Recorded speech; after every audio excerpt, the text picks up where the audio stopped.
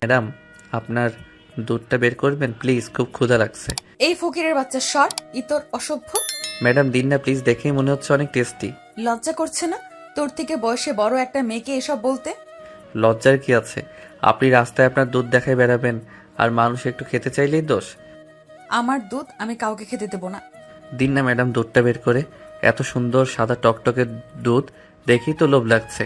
ছোট লোকের বাচ্চা, আমার বাবা তোকে গ্রাম থেকে তুলে এনেছে, তোকে বাড়িতে কাজ দিয়েছে, আর তুই তার মেয়েকে নোংরা নোংরা কথা বলছিস। রিয়া আসিফকে মারতে গেলেই রিয়ার বান্ধবী রিমি ওকে আটকায়। কি করছিস কি? ছোট মানুষ ভুলে বলে ফেলেছে। তুই আমার বান্ধবী হয়ে ওর হয়ে কথা বলছিস? তুই ভুল বুঝছিস ওকে। কিসের ভুল? তুই শুনিসনি ও আমার দুধ খেতে চেয়েছে? হ্যাঁ, ও দুধ খেতে চেয়েছে ঠিকই, কিন্তু তোর না, তোর ব্যাগে রাখা মিল্ক শেকটা খেতে চেয়েছে। রিমি রিয়ার ব্যাগের বোতল রাখার জায়গা থেকে মিল্ক শেপের বোতলটা বের করে দেখায়। হ্যাঁ, এই দুধটাই তো খাবো। ম্যাডাম তো বান্ধবী ম্যাডামকে বলেছিলেন যে বড় ম্যাডামের দেয়া এই দুধ নাকি খাবেন না, রাস্তায় যে ফেলে দিবেন। খাবার জিনিস ফেলে দেওয়ার দরকার কি ম্যাডাম? আমাকে দিন না, আমি খাই। রিয়া রিমির হাত থেকে বোতলটা নিয়ে আসিফের দিকে ছুঁড়ে মারে। নে খা, ছোট লোকের বাচ্চা। বোতলটা আসিফের গায়ে লেগে মাটিতে পড়ে যায়। মিল্ক শেপ কিছুটা আসিফের জামায় লাগে, বাকিটা মাটিতে ছড়িয়ে যায়। আসিফ হতাশ হয়ে মাটির দিকে তাকিয়ে থাকে। ইস, ফেলে দিলেন, পুরোটা নষ্ট হয়ে গেল। হ্যাঁ, নষ্টই করব। তোর মতো ছোট লোকের বাচ্চার মুখে নেওয়ার চেয়ে নষ্ট করা ভালো।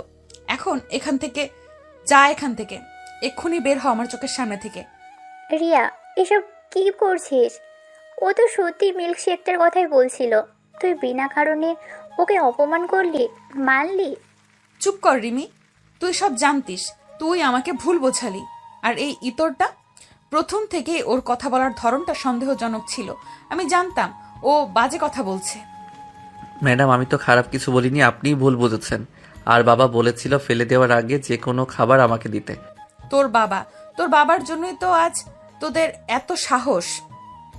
কালই বাবাকে বলে তোকে গ্রামে ফেরত পাঠানোর ব্যবস্থা করব। যা। আসিফ কাঁদো কাঁদো মুখে সেখান থেকে চলে যায়। রিয়া রাগে ফুঁসতে থাকে। রিমি তার দিকে শান্তভাবে তাকায়। রিয়া, তোর না একটু ঠান্ডা হওয়া দরকার। তুই যা করলি সেটা ঠিক হলো না। ছেলেটা সত্যিই নির্দোষ ছিল, আর তোর বাবা তো ওকে ভালোবেসে এনেছেন। তুই এভাবে ছোট লোক বলে অপমান করলি। জানি না রিমি, আমার কেমন যেন অস্বস্তি লাগছিল।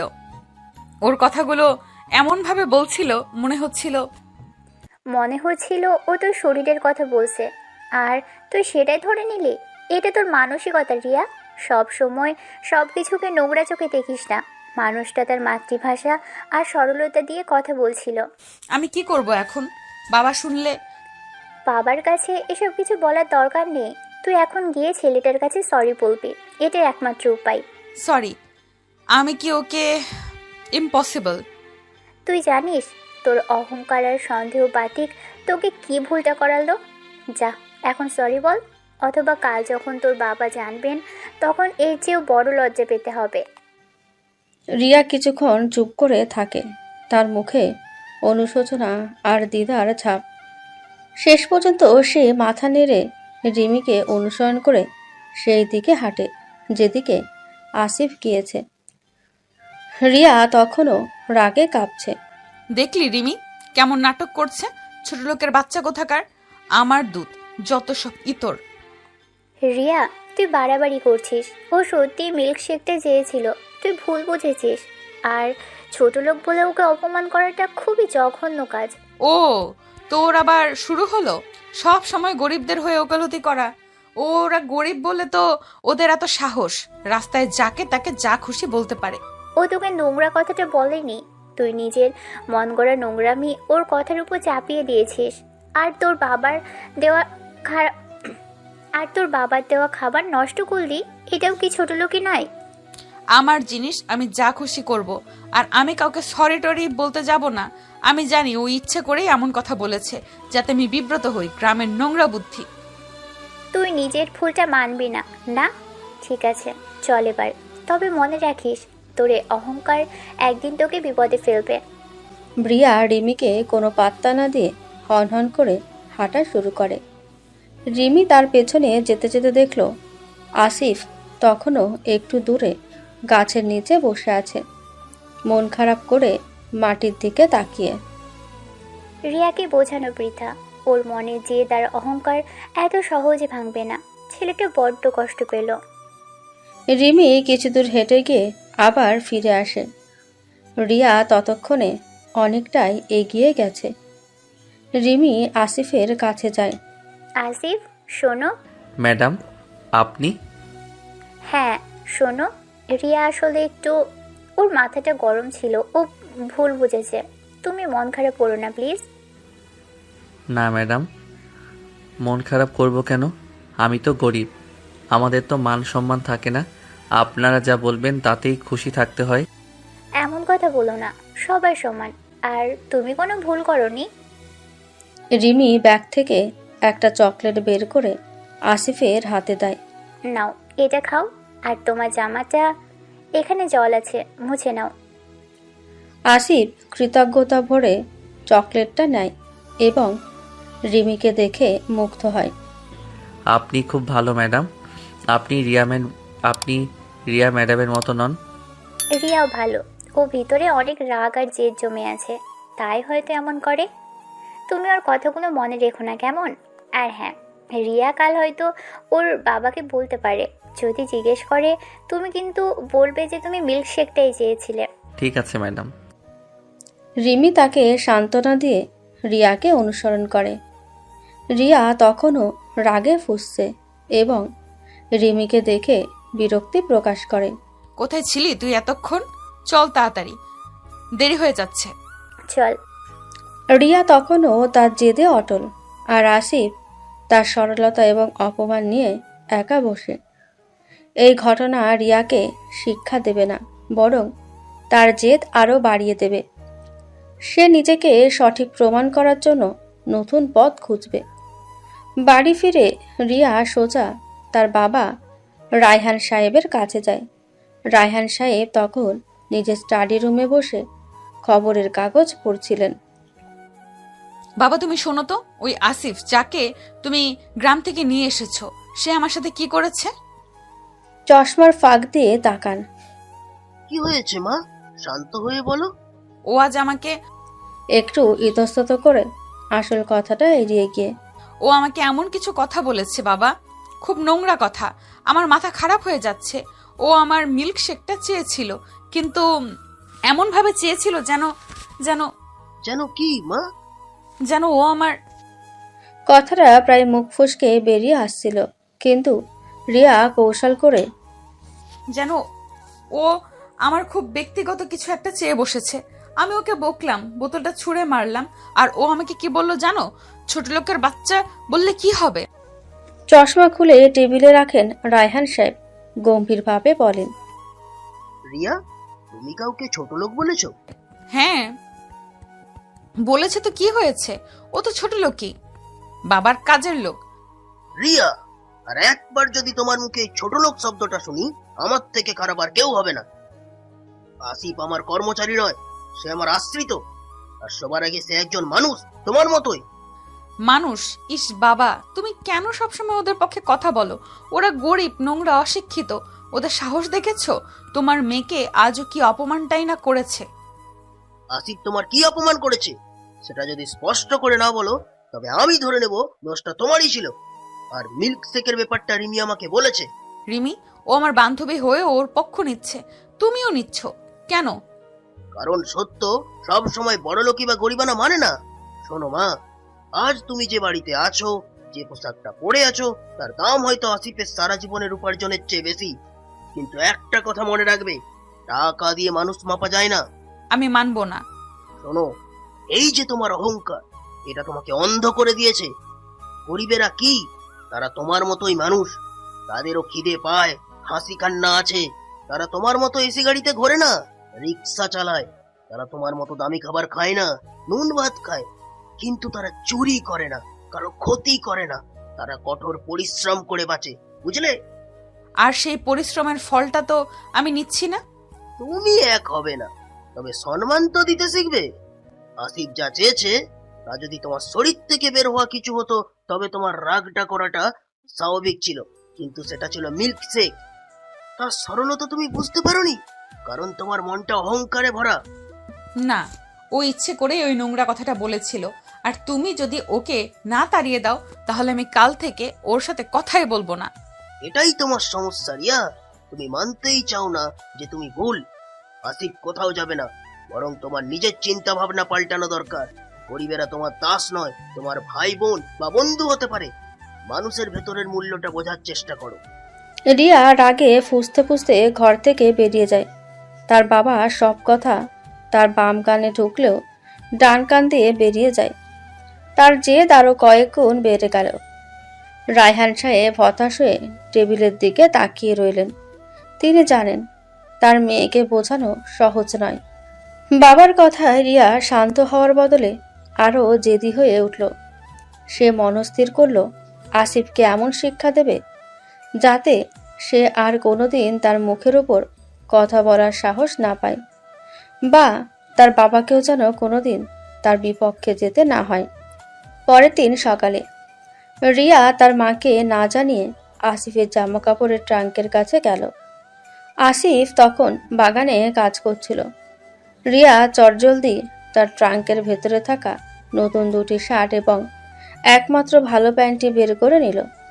সেগুলো নিয়ে সে সোজা বাড়ির পেছনে যেখানে পুরনো জিনিস পোড়ানো হয় সেখানে গিয়ে আগুনে ফেলে দিল। কিছুক্ষণের মধ্যেই আসিফের জামা কাপড়গুলো উড়ে ছাই হয়ে গেল। রিয়া এক কোণে লুকিয়ে সবটা দেখল। তার মুখে এক পৈশাচিক হাসি। এবার বুঝবি আমার সাথে লাগলে কি হয়। বাবা আমাকে যা খুশি বলুক, আমি তোকে থাকতে দেব না। দুপুরে কাজ শেষে আসিফ যখন স্নান করে এসে জামা কাপড় পাল্টাতে গেল তখন দেখল তার ট্রাঙ্ক ফাঁকা। তার নতুন শার্টগুলো নেই। হতভম্ব হয়ে সে চারিদিকে খুঁজতে লাগলো। তার চোখ জলে ভরে উঠল, কারণ ওই কাপড়গুলো ছিল তার বাবা মায়ের দেওয়া শেষ উপহার। কই গেল আমার জামাগুলো? আসিফ জানে না যে এটা রিয়া করেছে। সে ভয়ে ভয়ে রায়হান সাহেবকে জানালেই রায়হান সাহেব অবশ্য বুঝতে পারলেন এ কার কাজ হতে পারে, কিন্তু তিনি মেয়ের বাড়াবাড়ি দেখে আপাতত চুপ রইলেন। তিনি আসিফকে নতুন কিছু জামা কাপড় কিনে দিলেন, তবে আসিফের মন থেকে সেই কষ্ট দূর হলো না। কদিন পর রিয়া কলেজে গেল। তার রাগের রেশ এখনো কাটেনি। ক্লাসের শেষে রিয়া যখন তার বন্ধুদের সাথে করিডোর দিয়ে যাচ্ছিল তখন একটা ছেলে তার পথ আটকালো। ছেলেটা কলেজের 2য় বর্ষের ছাত্র, নাম অমিত। সে দেখতে বেশ স্মার্ট এবং ধনী পরিবারের ছেলে। হে রিয়া, কেমন আছো? তোমার জন্য একটা জিনিস এনেছিলাম। অমিত একটা দামি চকলেটের বাক্স রিয়ার দিকে বাড়িয়ে দিল। তুমি কে আর আমাকে এসব দিচ্ছ কেন? আমি অমিত, তোমার সিনিয়র। তোমাকে দেখে আমার প্রথম দিনেই দারুণ লেগেছে। তুমি তো কলেজের রানী, তাই ভাবলাম রানীর জন্য তো রাজুকে উপহার চাই। রিয়া, ও অমিত, শুনেছি খুব বাজে ছেলে, সবার সাথে ফ্লার্ট করে। অমিতের দিকে অহংকারী দৃষ্টিতে তাকিয়ে। আমি কলেজের রানী কিনা সেটা জানার জন্য তোমার কোনো উপহারের দরকার নেই, আর আমার এসব ফালতু জিনিস পছন্দ নয়। রিয়া অমিতের হাত থেকে চকলেটের বাক্সটা নিয়ে করিডোরের ডাস্টবিনে ছুঁড়ে ফেলে দিল। এটা কি করলে? তুমি এত অহংকারী কেন? অহংকার নয়, আত্মসম্মান। আমি তোমার মতো ফালতু ছেলেদের পাত্তা দেই না। আর শোনো, আমাকে আর ফোন করার চেষ্টা করবে না। রিয়া তার বান্ধবীদের নিয়ে চলে গেল। অমিত অপমানিত হয়েও এক অদ্ভুত হাসি হাসল। বাহ, এই মেয়েটা তো অন্যরকম। এর জেদটা আমার পছন্দ হলো। একে আমার চাই। তুমি আমাকে পাত্তা দিলে না রিয়া।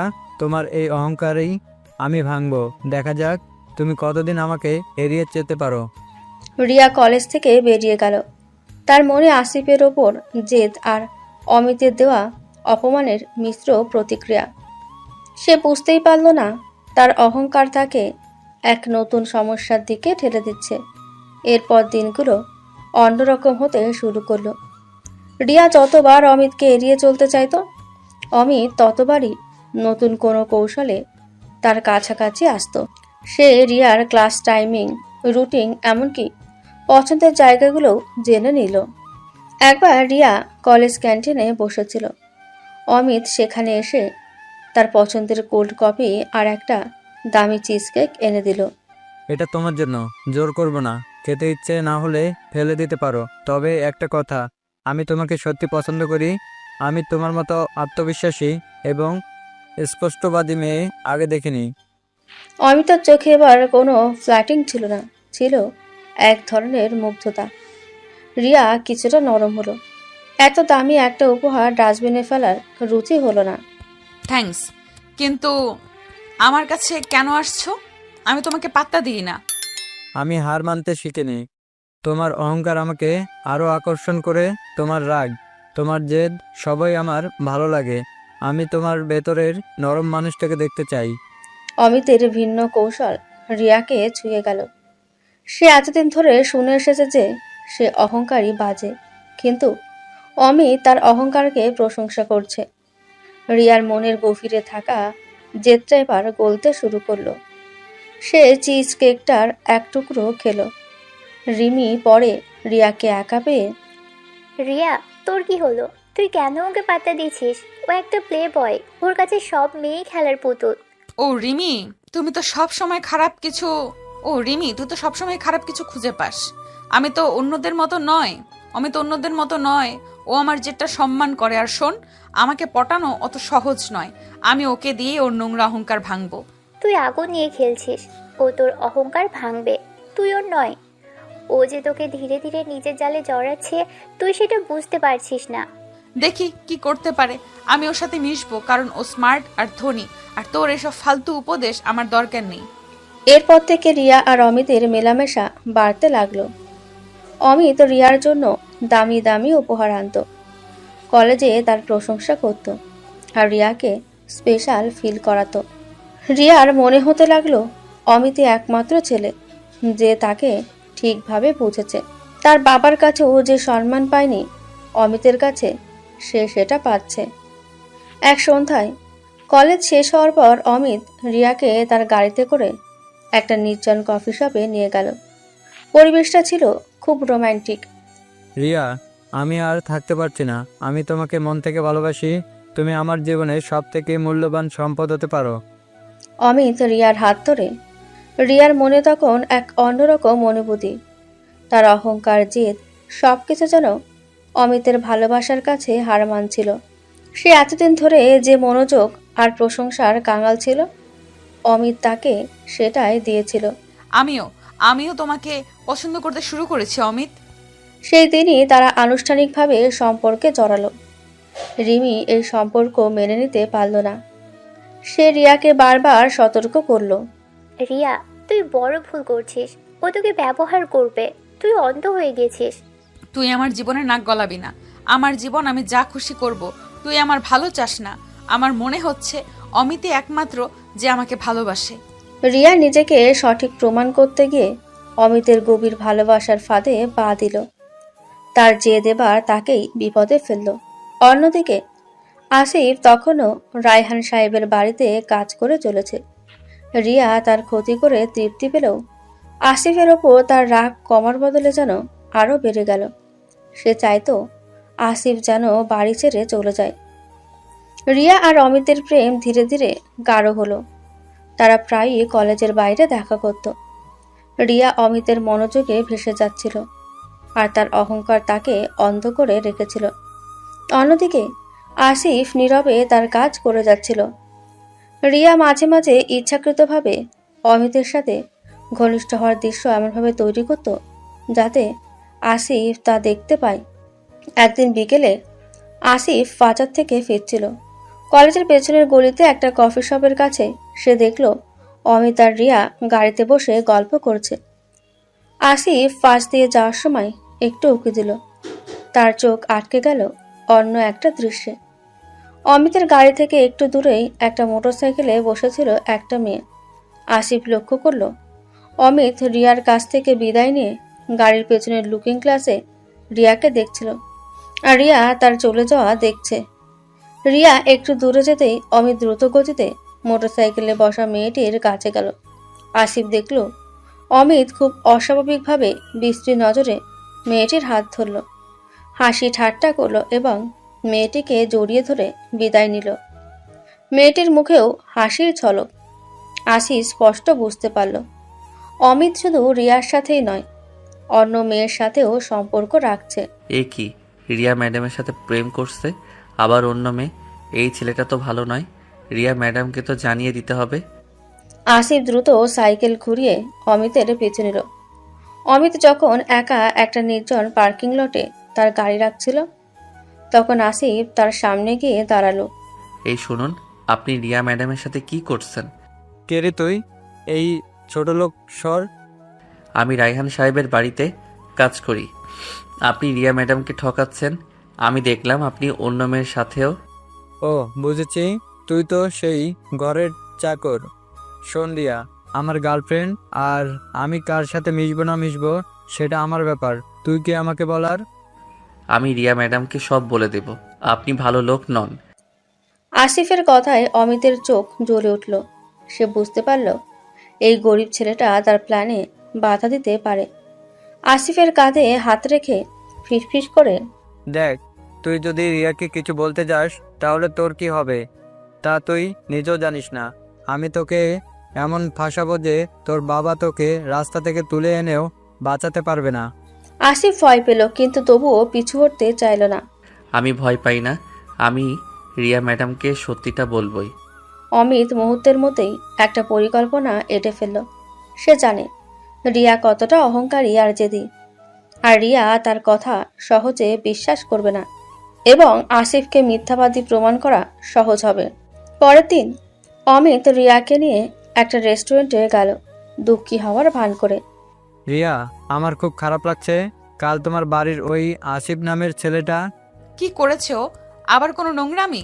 ও কাল আমাকে হুমকি দিছিল, বলেছিল আমি নাকি তোমার যোগ্য নই, আর তোমার বাবা নাকি আমাদের সম্পর্কের কথা জানতে পারলে আমাকে বাড়ি থেকে বের করে দিবে। ও আরও বলল যে তুমি নাকি ওকে পছন্দ করো, আর আমাদের সম্পর্কটাও ও মেনে নিতে পারছে না। রিয়া হতবাক, তারপর রাগে ফুঁসতে থাকে। কি এত বড় সাহস আমার নামে এসব মিথ্যে কথা? আমার সাথে আমার বাবার কাছেও আমার নামে বদনাম করার হুমকি দিয়েছে। হ্যাঁ রিয়া, আমি বুঝতে পারছি না ও কেন এমন করছে। আমার মনে হয় ও তোমার বাবার কাছে আমার ইমেজ খারাপ করতে চাইছে, যাতে তুমি আর আমি আলাদা হয়ে যাই। তোমার বাবা তো ওকে খুব বিশ্বাস করেন। রিয়া অমিতের কথাগুলো অন্ধের মতো বিশ্বাস করলো। তার পুরনো রাগ আর নতুন প্রেম তাকে বাস্তব থেকে দূরে সরিয়ে দিল। রিয়া মনে করলো আসিফ ইচ্ছে করে তার সুখ সহ্য করতে পারছে না। জেদের সাথে রিয়া বলল, তুমি ভেবো না অমিত, আমি ওকে দেখে নেব। ও আমাকে আর তোমাকে আলাদা করতে পারবে না। আমি এক্ষুনি বাবার কাছে যাব আর ওকে বাড়ি থেকে দূর করার ব্যবস্থা করব। রিয়া রেস্টুরেন্ট থেকে বেরিয়ে সোজা বাড়ি ছুটল। আসিফ তখন একটা ফুলের টবে জল দিচ্ছিল। রিয়া তীব্র আক্রোশে তার দিকে এগিয়ে গেল। এই শোন, তোর এত সাহস আমার আর অমিতের নামে বাবার কাছে মিথ্যা নালিশ করার হুমকি দিচ্ছিস, আর আমার নামে বলছিস যে আমি নাকি তোকে পছন্দ করি? তুই নিজেকে কি ভাবিস? ম্যাডাম, আমি তো শুধু অমিত সাহেবকে বলছিলাম যে সে। চুপ কর। তোর মতো গরিবের বাচ্চা কোনো দিন আমার চোখেও পড়বে না। তুই শুধু আমার জীবনটা নষ্ট করতে চাস। আমার বাবার কাছে গিয়ে সব বলবো। কালকের মধ্যে তোকে এই বাড়ি থেকে বের হতে হবে। আসিফ বুঝতে পারল অমিতের পাত্তা ফাঁদে সে ফেসে গেছে। রিয়া তার কোনো কথাই শুনবে না। তার চোখ ছলছল করে উঠল। রিয়া ম্যাডাম, আপনার আজ অনেক টাকা, অহংকার আর ক্ষমতা। আপনি আমাকে রাজমহল থেকে রাস্তায় নামাতে চাইছেন, নামান, কিন্তু একটা কথা মনে রাখবেন। আসিফ তীব্র দৃষ্টিতে রিয়াকে দেখল। একদিন আপনারও অহংকার ভাঙবে, আর আপনারও এই রাজমহল থেকে রাস্তায় নামার দিন আসবে। গরিবদের অভিশাপ সহজে লাগে না, কিন্তু যখন লাগে তখন সব কেড়ে নেয়। আসিফের এই অভিশাপ রিয়াকে কাঁপিয়ে দিল, কিন্তু তার জেদ সেই ভয়কে মুহূর্তেই ঢেকে দিল। রিয়া রাগে অন্ধ হয়ে তার বাবার দিকে ছুটল। অমিতের চাল সফল হলো। আসিফ রায়হান সাহেবের চোখে খারাপ হওয়ার দ্বার প্রান্তে, আর রিয়া তার নিজের পায়ে কুড়াল মারল। রিয়া তার বাবার কাছে গিয়ে আসিফের বিরুদ্ধে অমিতের শেখানো মিথ্যা অভিযোগগুলো এমনভাবে উপস্থাপন করলো যে রায়হান সাহেব দ্বিধায় পড়ে গেলেন। তিনি মেয়েকে বিশ্বাস করবেন নাকি এতদিন ধরে বিশ্বস্ত আসিফকে? এই নিয়ে তার মনে দ্বন্দ্ব চলল।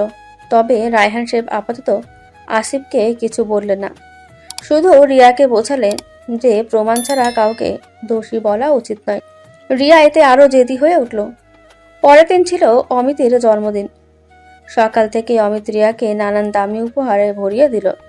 রিয়া নিজেকে স্পেশাল মনে করতে শুরু করলো, আর আসিফের অভিশাপের কথা পুরোপুরি ভুলে গেল। বিকেলে অমিত রিয়াকে ফোন করে। রিয়া, আজ আমার জন্মদিন। আমি তোমার সাথে একটু একা সময় কাটাতে চাই। একটা খুব স্পেশাল সারপ্রাইজ আছে তোমার জন্য। কোথায়? আমার মামার একটা ফ্ল্যাট আছে, ওই কলেজের থেকে কাছেই, এখন খালি থাকে। সেখানে একটা ছোটোখাটো আয়োজন করেছি। শুধু তোমার আর আমার জন্য, কেউ থাকবে না। প্লিজ আসো। রিমি বারবার রিয়াকে অমিতের সাথে একা যেতে নিষেধ করেছিল। রিয়া, তুই বুঝছিস না কেন?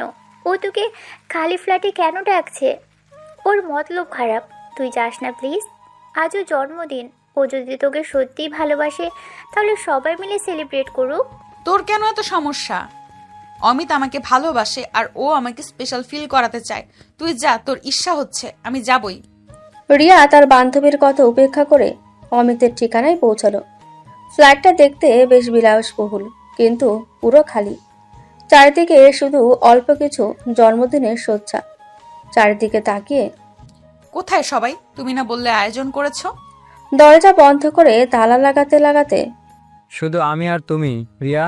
এটাই তো আমার আসল সারপ্রাইজ। অমিতের চোখে এবার আর সেই মুগ্ধতা ছিল না, ছিল এক ঠান্ডা হিংস্র দৃষ্টি। রিয়া প্রথমবার একটু ভয় পেল। দরজা বন্ধ করলে কেন? রিয়ার দিকে এগিয়ে আসতে আসতে আর কেন?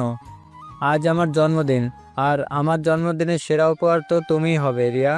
তোমার ওই অহংকার, তোমার এই জেদ, আজ আমি সব ভাঙবো। কি বলছো তুমি এসব? অমিত, কি ভাবছিলে আমি তোমার মতো অহংকারী ধনী মেয়েকে মন থেকে ভালোবাসি?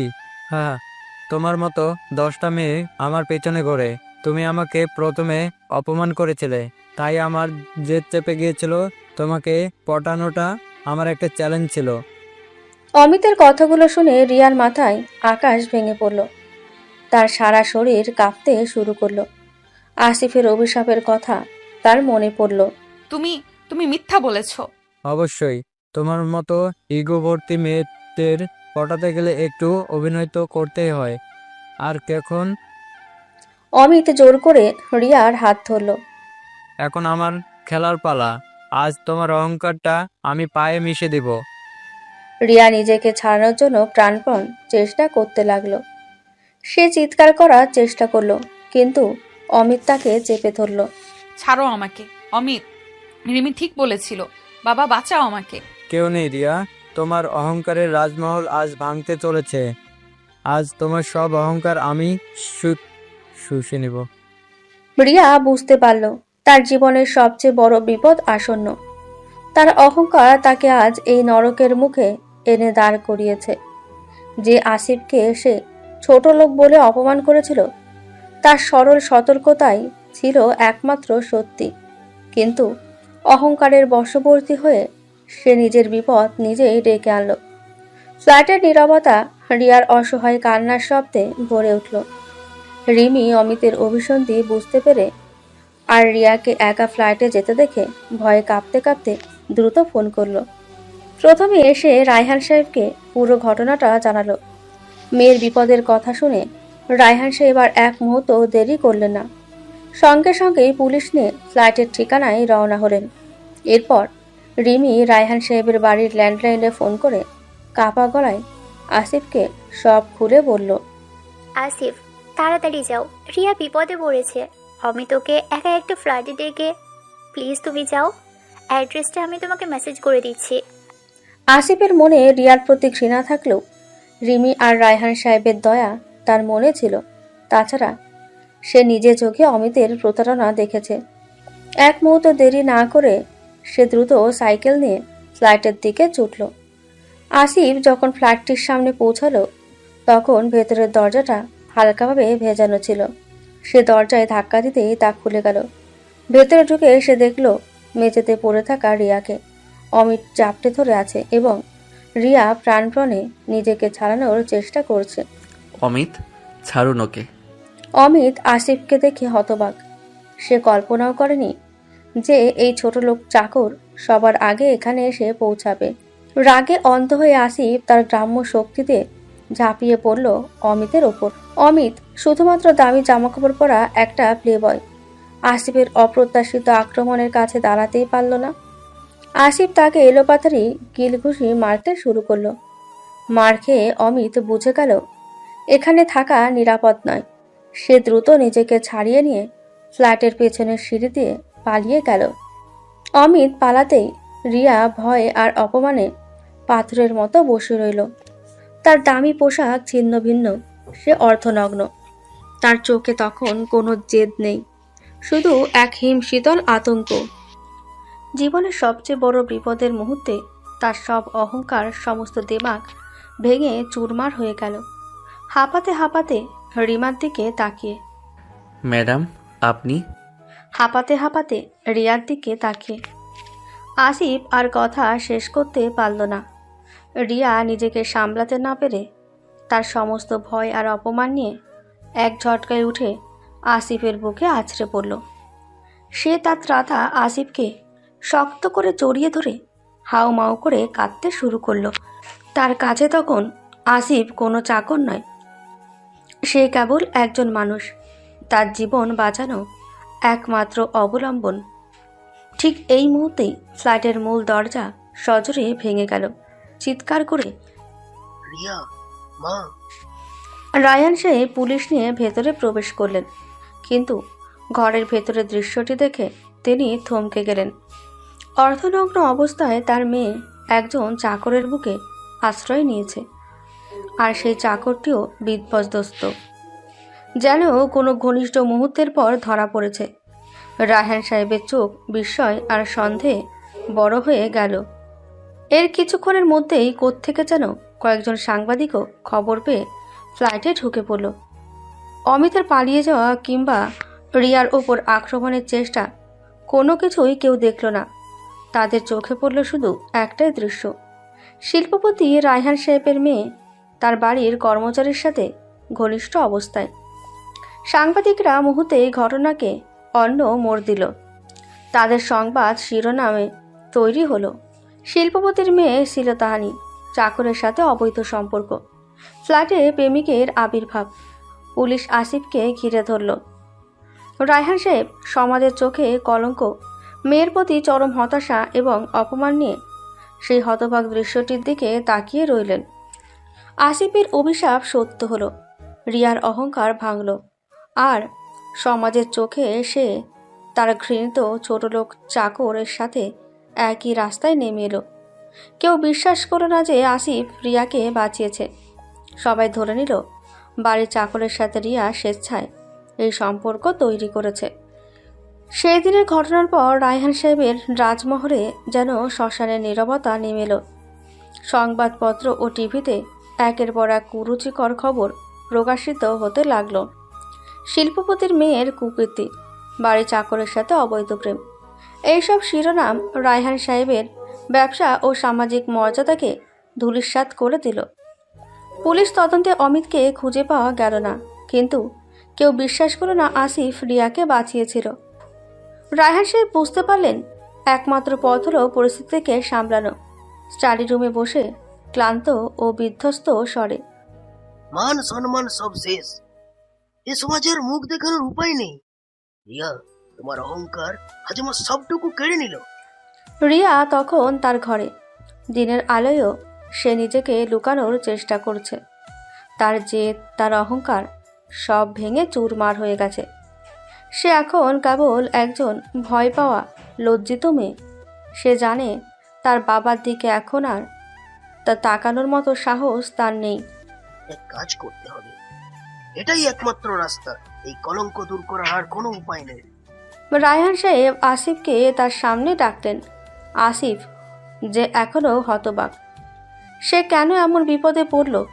সে তো শুধু রিয়াকে বাঁচাতে গিয়েছিল। আসিফের দিকে কঠোর দৃষ্টিতে তাকিয়ে। সবাই যা রটিয়েছে আমি জানি, আর পুরোটাই সত্য নয়, কিন্তু সমাজ সেটাই বিশ্বাস করবে যা তারা দেখেছে। আমার কোনো উপায় নেই, আমার আর আমার পরিবারের সম্মান রক্ষা করতেই হবে। নীরবে মাথা নিচু করে। সাহেব, আমি রিয়া ম্যাডামকে। আসিফের কথা থামিয়ে। চুপ! এখন আর কোনো কথা নয়, আমি সিদ্ধান্ত নিয়েছি তোমরা বিয়ে করবে। আসিফ চমকে ওঠে। রিয়া ম্যাডামের সাথে বিয়ে? যে তাকে ছোটলোক বলে অপমান করত, যার অভিশাপে তার জামা কাপড় পুড়িয়ে দেওয়া হয়েছিল।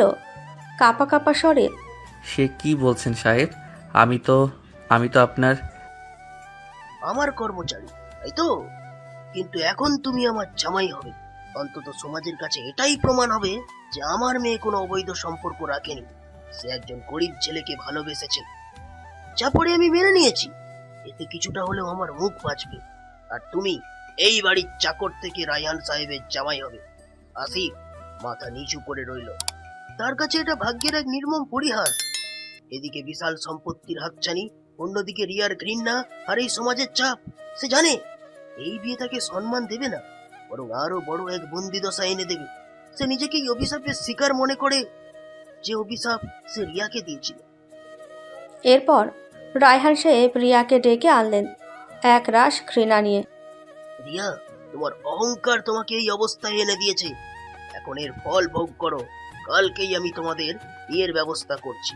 বাবা, আমি তোমার কোনো কথা আমি শুনতে চাই না। তুমি তোমার অহংকারের জন্য একজন ইতরকে বিয়ে করবে। এই তোমার শাস্তি। তোমার রাজকীয় জীবন আজ শেষ। রিয়া কোনো প্রতিবাদ করল না। তার সমস্ত দিমাগ ভেঙে গেছে। তার মনে পড়ে গেল আসিফের সেই অভিশাপের কথা। একদিন আপনারও অহংকার ভাঙবে, আর আপনারও এই রাসমহল থেকে রাস্তায় নামার দিন আসবে। রিয়া বুঝল সে এখন রাস্তায় নেমে এসেছে, কারণ সে এখন সেই ছোটলোক চাকরের স্ত্রী হতে চলেছে।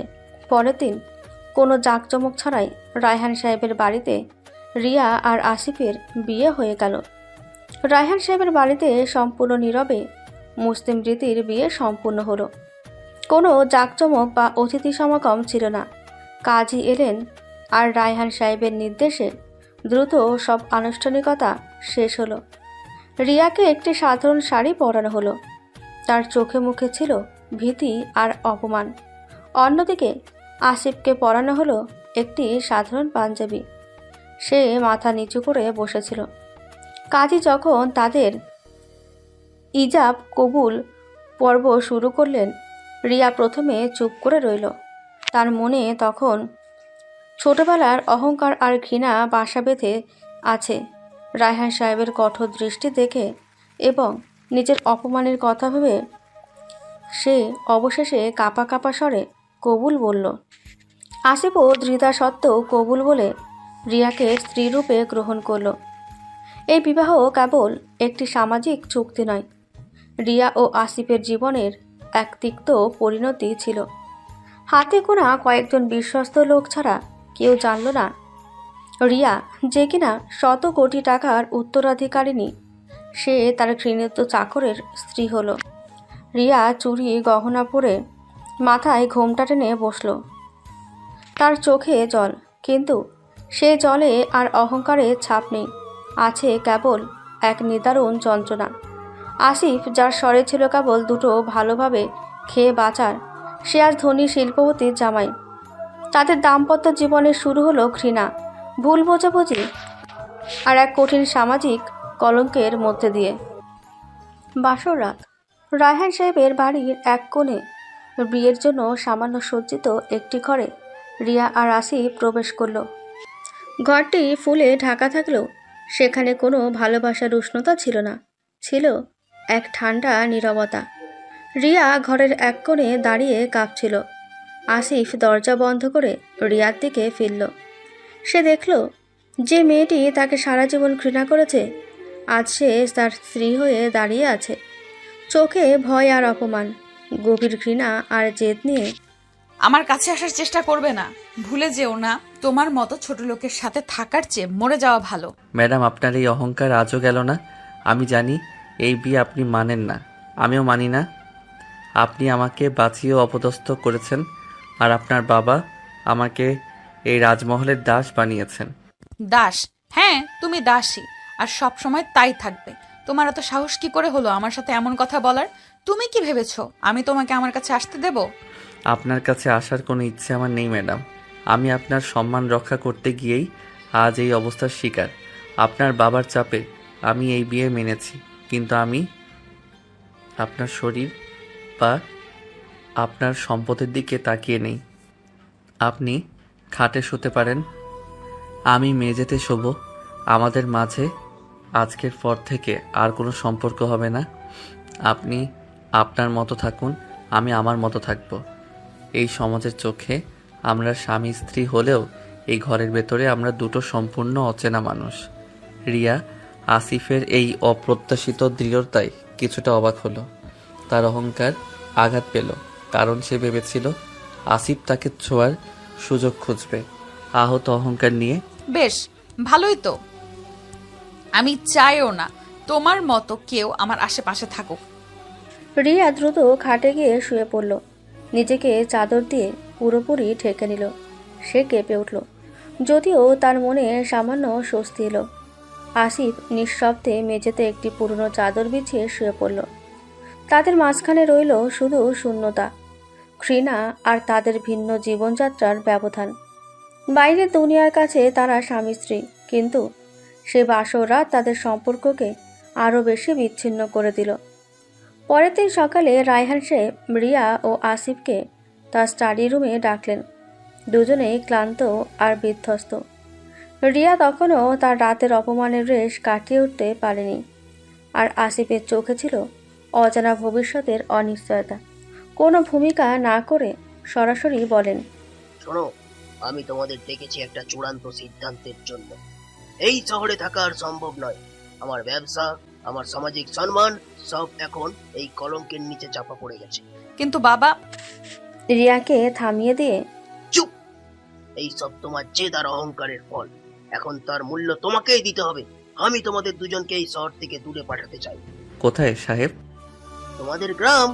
আসি, তুমি তোমার স্ত্রীকে নিয়ে গ্রামে চলে যাবে। এই কথা শুনে রিয়া আর আসিফ দুজনেই চমকে উঠল। রিয়া, যে সারা জীবন বিলাসবহুল জীবনযাপন করেছে, সে যাবে গ্রামে? আর আসিফ, যে এই শহরকে আলোর ঝলকানি দেখেছিল, সে আবার ফিরবে অন্ধকারে? না বাবা, আমি গ্রামে যাব না। ওখানে কোনো সুযোগ সুবিধা নেই। আমি তোমার মেয়ে। এখন তুমি আসিফের স্ত্রী, আর তোমার স্বামীর ঘর সেখানেই। তুমি ভাবছো আমি তোমাকে আমার চোখে দেখবো? আমার বাড়িতে থাকা মানে প্রতিদিন এই কলঙ্কে নতুন করে জিয়ে তোলা। তোমরা এখন গ্রামেই থাকবে। আমি তোমাদের জন্য সেখানে একটা ছোটখাটো থাকার ব্যবস্থা করে দেব, আর তোমার গচ্ছাদানের জন্য সামান্য একটা চাষের জমি দেব। সাহেব, আপনি যা ভালো মনে করেন। আসিফ, আমি তোমাকে বিশ্বাস করি। তুমি সরল ছেলে। আমার মেয়ে ভুল পথে গিয়েছিল, তুমি তাকে রক্ষা করতে গিয়ে এই জালের শিকার হয়েছ। এখন আমার মেয়েকে সঠিক পথে আনা তোমার দায়িত্ব। আমি আশা করি তুমি রিয়াকে বোঝাবে। বাবা, এটা কি ধরনের শাস্তি দিচ্ছ আমাকে? আমি থাকতে পারবো না ওখানে। আমি তো তোমার মেয়ে। তুমি আমার মেয়ে বলেই তো তোমাকে এই শাস্তি দিচ্ছি। যাও, সেখানে গিয়ে মানুষের জীবন কেমন হয় সেটা বোঝো। টাকা আর অহংকার দিয়ে সব কেনা যায় না। যতক্ষণ না তুমি তোমার এই অহংকার ভাঙবে, ততক্ষণ তোমরা শহরে ফিরতে পারবে না। তোমাদের খরচ আমি প্রতি মাসে পাঠিয়ে দেব, কিন্তু এর বেশি কিছু নয়। রায়হান সাহেব তার সিদ্ধান্ত জানিয়ে দিলেন। রিয়া তার বাবার পায়ে লুটিয়ে পড়ে অনেক অনুরোধ করল, কিন্তু রায়হান সাহেব অবিচল রইলেন। রিয়া যে অন্যকে ছোট লোক বলে ঘৃণা করত, আজ সে নিজে সেই ছোট লোকের সাথে তার ঘৃণিত গ্রামে যেতে বাধ্য হলো। তার রাজত্ব শেষ হলো, শুরু হলো কঠিন এক নতুন জীবন। রায়হান সাহেবের সিদ্ধান্তের পর রিয়া আর আসিফের হাতে সময় ছিল না। কোনো বড় আয়োজন বা প্রস্তুতি ছাড়াই রিয়াকে প্রায় এক কাপড়ে সে গ্রামমুখী হতে হলো, যেখানে সে একদিন আসিফকে ছোট লোক বলে ঘৃণা করত। রায়হান সাহেব শুধুমাত্র তাদের যাতায়াতের জন্য কিছু টাকা দিলেন, যা দিয়ে বিলাসবহুল কোনো ব্যবস্থা করা সম্ভব ছিল না। পরের দিন সকালে রিয়া তার দামি লাগেজগুলো ফেলে শুধু একটা ছোট ব্যাগ হাতে নিয়ে আসিফের সাথে বের হলো। তাদের যাত্রা শুরু হলো লোকাল বাসে। রিয়া কোনোদিন লোকাল বাসে চড়েনি। বাসের ভেতরে তীব্র গরম, অসহ্য ভিড়, আর পাশে থাকা যাত্রীদের গায়ের ঘামের উৎকট গন্ধে রিয়া বারবার বমি করার উপক্রম হলো। বিরক্তিতে মুখ বিকৃত করে উফ, কি অসহ্য, কি নোংরা এই জায়গাটা। তুমি কেন একটা ট্যাক্সি বা ভালো গাড়ির ব্যবস্থা করলে না? ম্যাডাম, বাবা যে টাকা দিয়েছেন তাতে এর চেয়ে ভালো কিছু সম্ভব নয়। এইভাবেই গ্রামের মানুষ যাতায়াত করে। আর আপনি তো এক কাপড় এসেছেন, আপনার ব্যাগও ছোট। আমরা তো ভাগ্যক্রমে বসতে পেরেছি। তোমার মতো ছোট লোককে বিয়ে করার ফল আমার জীবনটা নরক হয়ে গেল। এরপর বাস থেকে নেমে তাদের পৌঁছতে হলো এক লোকাল ট্রাকে। পণ্য বোঝায় সেই ট্রাকে কোনো বসার জায়গা ছিল না। রিয়াকে দাঁড়িয়ে থাকতে হলো। তার ট্রাকের ঝাঁকুনিতে তার শরীর প্রায় ভেঙে পড়ার জোগাড় হলো। রাস্তার ধুলো আর কাদা এসে তার মুখে মাথায় পড়ল। রিয়াকে দেখে মনে হচ্ছিল সে যেন কোনো রাজকুমারী থেকে হঠাৎ পথের ভিখারিনীতে পরিণত হয়েছে। কান্না ভেজা কণ্ঠে, আমি আর পারছি না, আমার শ্বাস বন্ধ হয়ে আসছে। তুমি কি ইচ্ছে করে আমাকে কষ্ট দিচ্ছ? ম্যাডাম, আপনাকে কেউ কষ্ট দিচ্ছে না, এটা বাস্তব জীবন। আপনার বাবা চেয়েছেন আপনি এই জীবন দেখুন, সহ্য করুন। এটাই আপনার নতুন ঠিকানা। দিনের শেষে যখন তারা গন্তব্যে পৌঁছালো তখন রিয়া ধুলোমাখা, বিধ্বস্ত এবং সম্পূর্ণ ক্লান্ত। তার সমস্ত অহংকার যেন এই যাত্রাপথে ভেঙে চুরমার হয়ে গিয়েছিল। সে দেখল গ্রামটা একেবারেই অনুন্নত। ছোট ছোট মাটির বাড়ি, কাঁচা রাস্তা, আর চারপাশে দারিদ্র্যের ছাপ স্পষ্ট। আসিফের ছোট মাটির দোতলা ঘরের সামনে এসে রিয়া থমকে দাঁড়াল। এটাই তার নতুন ঠিকানা। রিয়াকে দেখে গ্রামের মানুষজন ফিসফিস করে কথা বলতে শুরু করলো। রিয়া বুঝল তার অতীত তাকে এখানেও শান্তিতে থাকতে দেবে না। তার চোখের কোণে জল জমল, কিন্তু এবার আর অহংকার নয়, সেই জল ছিল কেবলই অসহনীয় কষ্টের। তার বিলাসবহুল জীবন শেষ, শুরু হলো অস্তিত্বের লড়াই। অবশেষে রিয়া আর আসিফ গ্রামে পৌঁছালো। সূর্য তখন পশ্চিম আকাশে হেলে পড়েছে। তাদের বাড়ি পৌঁছানো শেষ অংশটুকু ছিল কাঁচা রাস্তা ধরে পায়ে হেঁটে যাওয়া। রিয়া তখনও তার অভ্যাস ছাড়তে পারেনি। পায়ে পড়েছিল 3 ইঞ্চি উঁচু হিল। ম্যাডাম, আপনার হিলটা খুলে নিন। এই রাস্তা কাঁচা, কালকে রাতের বৃষ্টিতে কাদা জমে আছে, পড়ে যাবেন। তাচ্ছিল্যের হাসি হেসে, আমি হিল পরে হাঁটি ছোটবেলা থেকে। তোমার মতো কাঁচা রাস্তায় হাঁটার অভ্যাস নেই বলে যে আমি পড়ে যাব এমনটা ভেবো না। আর শোনো, তুমি আমাকে ম্যাডাম বলবে না, আমার নাম রিয়া। আপনার যা ইচ্ছে, তবে সাবধানে। আসিফ তার ব্যাগ কাঁধে নিয়ে সাবধানে কাদা এড়িয়ে হাঁটতে শুরু করলো। রিয়া নাক কুচকে পা টিপে টিপে তার পিছু নিল। সে ভাবছিল এই কাদা তার দামি হিল নষ্ট করবে, কিন্তু সে আসিফের কাছে হার মানবে না। রিয়া সবে 2-3 পা এগিয়েছে, এমন সময় তার ডান পায়ের হিলটা নরম কাদার ভেতরে গেঁথে গেল। রিয়া সেটা টেনে তুলতে গিয়ে ভারসাম্য হারালো। সে এক মুহূর্তের জন্য শূন্যে ভাসল। তার বিলাসবহুল জীবন, তার অহংকার, সব যেন সেই মুহূর্তে শূন্যে দুলতে লাগলো।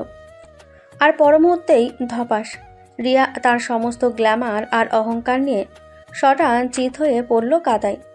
তার সুন্দর মুখটা, যেটা সবসময় অহংকারে কুঁচকে থাকতো, তাতে পুরো কাদা মাখামাখি। তার শাড়ির আঁচল, যেটা সবে সে টেনে টুনে পড়েছিল, সেটাও কাদায় ভিজে একাকার। রিয়া তখন পুরো কাদামাখা একটি জীবন্ত মূর্তির মতো। ঘুরে দাঁড়িয়ে দৃশ্যটা দেখে প্রথমে একটু থমকে গেল, তারপর মুখ চেপে হাসলো। ম্যাডাম, মানে রিয়া, আমি তো বলেইছিলাম। রাগে কাঁপতে কাঁপতে কাদা মাখা হাতে উঠে দাঁড়ানোর চেষ্টা করতে করতে, এই হাসছো কেন তুমি, ছোট লোক কোথাকার?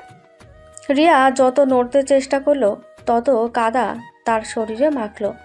তার অবস্থা দেখে গ্রামের 2-4 জন লোক, যারা দূরে দাঁড়িয়ে ফিসফিস করছিল, তারা আর হাসি চেপে রাখতে পারল না। তারা হেসে উঠল। হাসি কোনো মতে চেপে, দাঁড়ান, আমি তুলছি। আপনি তো নিজেই প্রমাণ করে দিলেন আপনার অহংকার আপনাকে মাটিতে নামিয়ে দিয়েছে। আসুন। আসিফ তার হাত বাড়িয়ে দিল। রিয়া প্রথমে তার কাদামাখা হাতে আসিফের হাত ধরতে দ্বিধা বোধ করল, কিন্তু অন্য কোনো উপায় না দেখে সে শেষমেশ আসিফের হাত ধরে কাদা থেকে উঠে দাঁড়ালো। কাদা মাখা মুখ নিয়ে রাগে গড়গড় করতে করতে, এটা তোমার দোষ। তুমি ইচ্ছে করে আমাকে সতর্ক করেছো যাতে আমি পড়ি। আমি তো চেয়েছিলাম আপনি আপনার অহংকার বলে সতর্ক হন, কিন্তু আপনার অহংকারই আপনাকে মাটিতে নামালো। এখন চলুন, এই অবস্থাতেই বাড়ি যেতে হবে। আর আপনার এই ম্যাডামগিরি গ্রাম পর্যন্ত আসেনি। কাদা মাখা রিয়া আর নীরবে হাঁটা আসিফকে দেখে গ্রামের মানুষজন হাসতে লাগলো। রিয়া বুঝল তার শাস্তি আরও কঠোর হচ্ছে। তার দামি হিলজোড়া কাদার মধ্যে গেঁথে পড়ে রইল, তার অহংকারের শেষ প্রতীক হিসেবে। কাদার মধ্যে পড়ে যাওয়ার চরম অপমানের পর রিয়া কোনো মতে আসিফের বাড়িতে পৌঁছালো। বাড়ি বলতে মাটির দেওয়াল আর টিনের ছাদের একটি ছোট্ট ঘর। আধুনিক শৌচাগার নেই, এমনকি বিশুদ্ধ পানীয় জলেরও অভাব। প্রথম রাতটা ছিল রিয়ার জন্য বিভীষিকাময়। ঘরে একটা কেরোসিনের বাতি জ্বালিয়ে, এটাই আলো। শহরে তো এসি ছাড়া ঘুমাতেন না, এখানে শুধু একটা হাত পাখা আছে। গরমে রিয়া অস্থির হয়ে উঠল। মশা তার সারা শরীরে কামড়াচ্ছিল। তার দামি মশারি তো নেই, একটি পুরনো নেট দিয়ে কোনো মতে ঢাকা। গরম ও মশার কামড়ে ছটফট করতে করতে, উফ, কি অসহ্য গরম আর মশা। মশা আমাকে ছিঁড়ে খাচ্ছে। তুমি এটা সহ্য করো কি করে? অভ্যাসে। আপনি এক কাজ করুন, গায়ে একটা পাতলা চাদর জড়িয়ে নিন। আর মশা মারার ধোঁয়া তো এখানে সবসময় পাওয়া যায় না। আমি এই নরকে থাকবো না। আমার বাবার বাড়িতে এসি, কয়েল, মশা মারার স্প্রে সব ছিল। রিয়া সারা রাত ছটফট করল। গরমে ঘামে ভিজে গেল।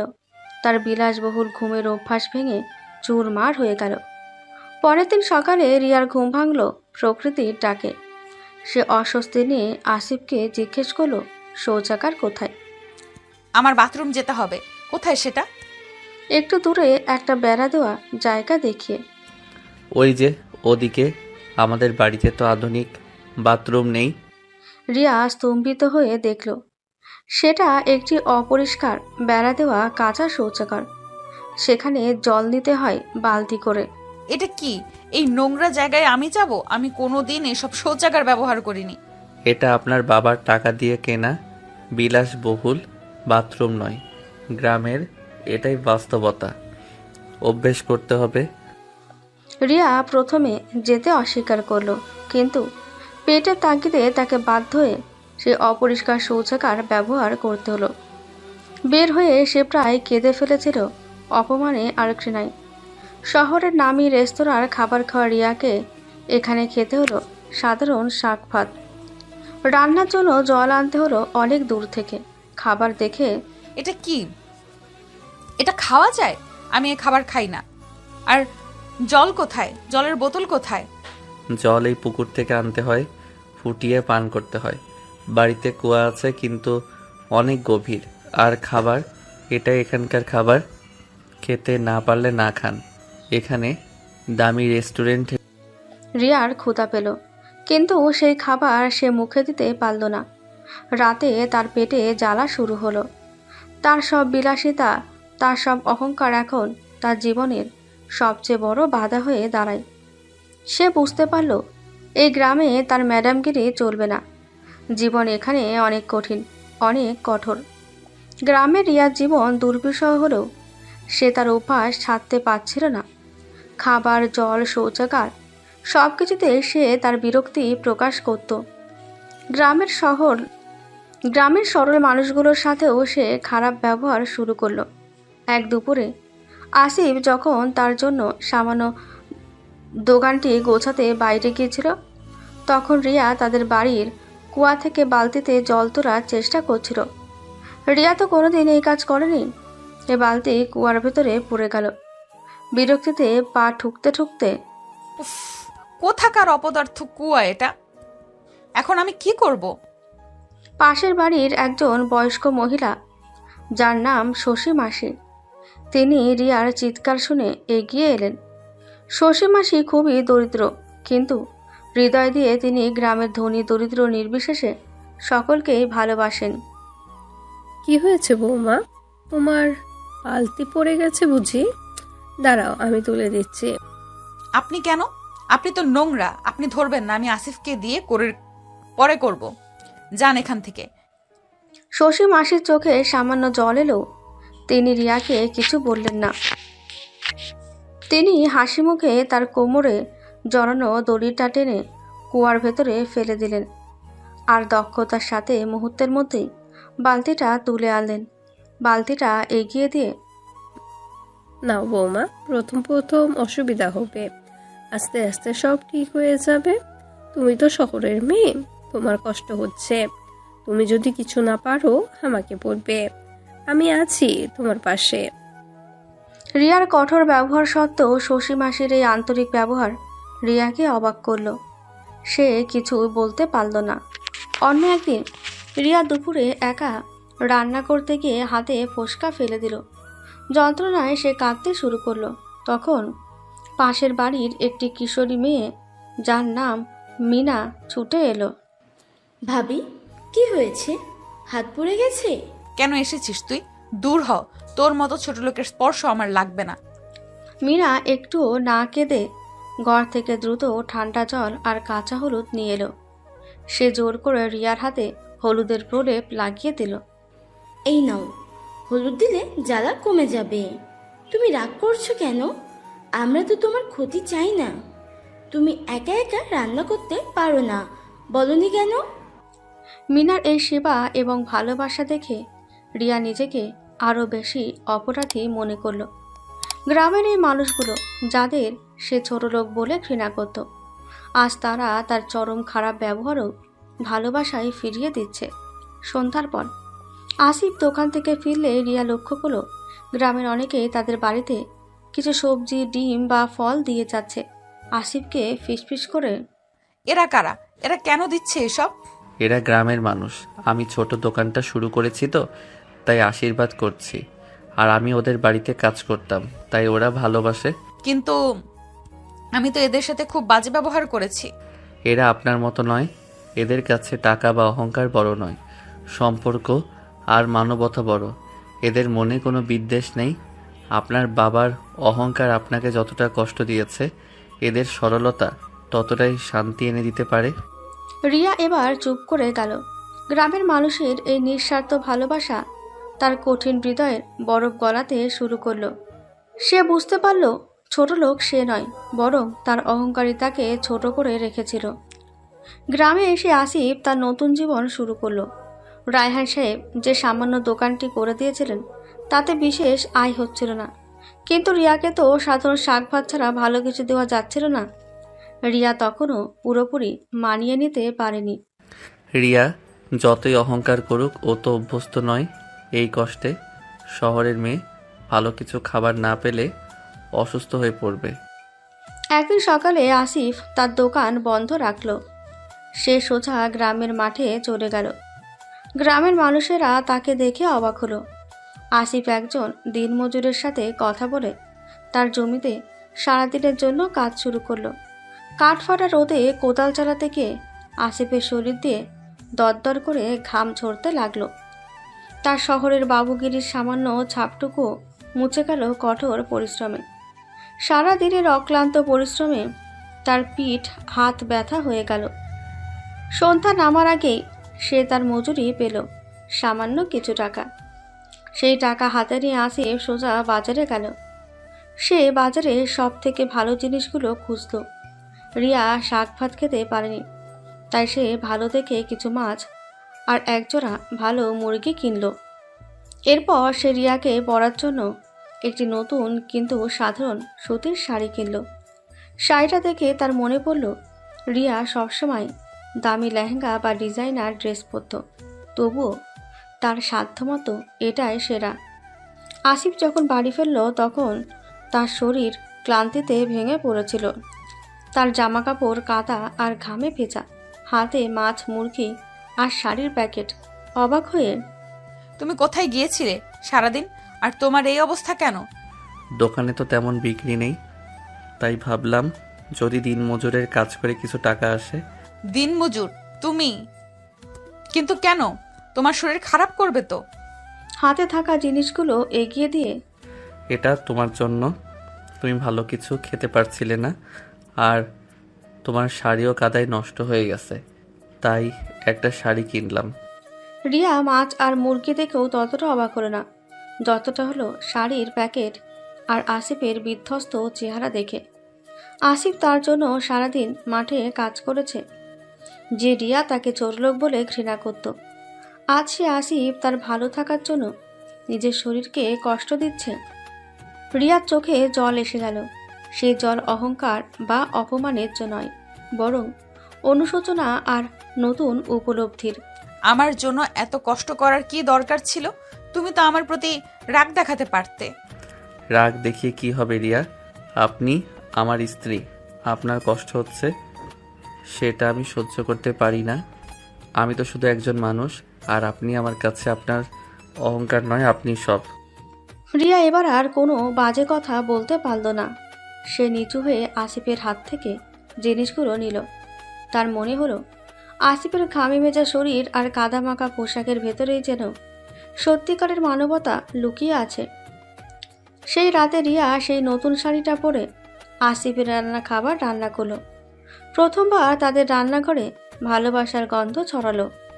দিন যেতে থাকলো। রিয়া দেখলো আসিফ প্রতিদিন তার জন্য অক্লান্ত পরিশ্রম করছে, কখনো দোকানে, কখনো মাঠে দিনমজুরের কাজ করে। সে যেটুকু উপার্জন করে তার বেশিরভাগটাই রিয়ার স্বাচ্ছন্দ্যের জন্য খরচ করে। রিয়াকে ভালো খাবার এনে দেওয়া, ঘরের খুঁটিনাটি জিনিস ঠিক করা, সবই করত সে হাসি মুখে, কোনো অভিযোগ ছাড়াই। রিয়ার কঠিন হৃদয়ে জমতে থাকা বরফের স্তর এবার গলতে শুরু করলো। সে দেখল গ্রামের সাধারণ মানুষগুলো যাদের সে ঘৃণা করত, তারা কতটা নিঃস্বার্থ আর মানবিক। অন্যদিকে আসিফ, যাকে সে ছোটলোক চাকর বলে অপমান করত, সে তার জন্য নিজের আরাম আয়েশ সব ত্যাগ করেছে।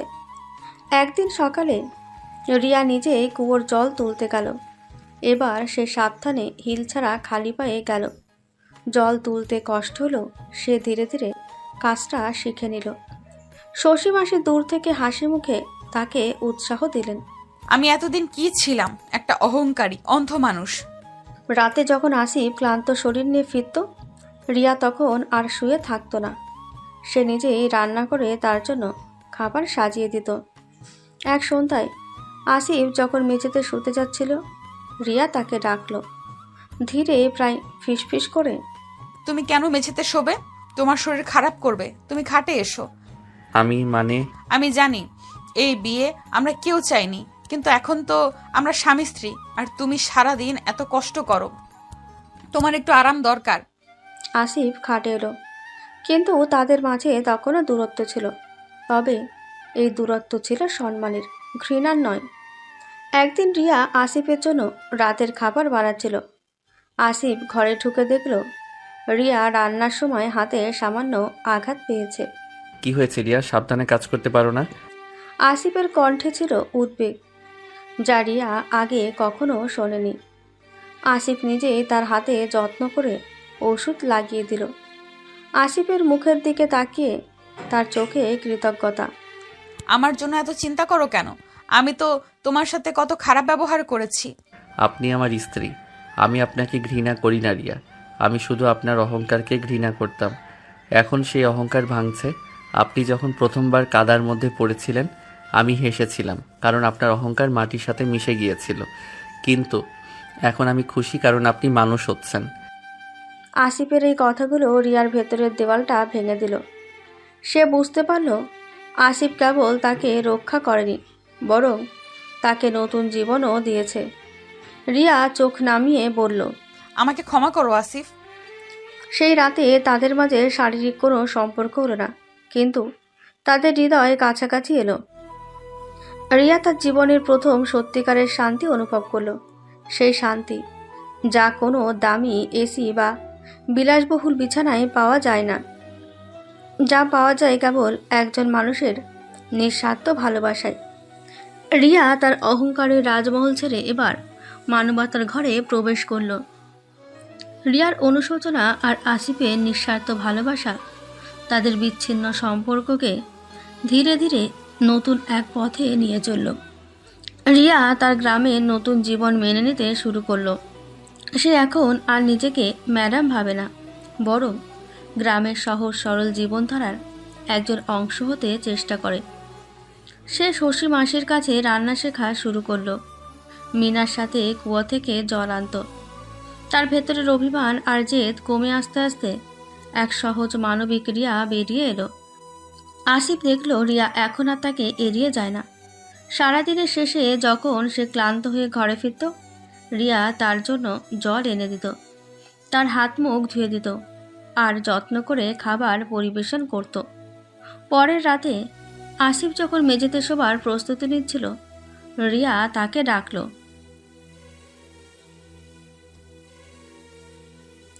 আসিফ খাটে উঠল। তারা দুজনে পাশাপাশি শুয়ে রইল। তাদের মাঝে আর কোনো দেওয়াল ছিল না। তাদের চোখ কথা বলল, যা ভাষা দিয়ে প্রকাশ করা যায় না। তোমার কষ্ট হচ্ছে না তো? না, তোমার কাছে এলে আমার শান্তি লাগে। মনে হয় তুমি একমাত্র মানুষ যে আমাকে সত্যিই রক্ষা করেছো আর আমার এই নতুন জীবনে আমাকে সাহস জুগিয়েছো। আমি ভুলে গেছি শহরের জীবন, আমি ভুলে গেছি আমার অহংকার। এখন শুধু মনে হয় তুমিই আমার সবকিছু। রিয়া ধীরে ধীরে আসিফের কাঁধে মাথা রাখল। আসিফও দ্বিধা না করে তার হাত দিয়ে রিয়াকে কাছে টেনে নিল। এই প্রথম তারা একে অপরের সান্নিধ্য অনুভব করল। তাদের সম্পর্ক এখন আর রায়হান সাহেবের দেওয়া কোনো চুক্তি নয়, বরং একে অপরের প্রতি গভীর নীরবতা আর ভালোবাসার বন্ধন।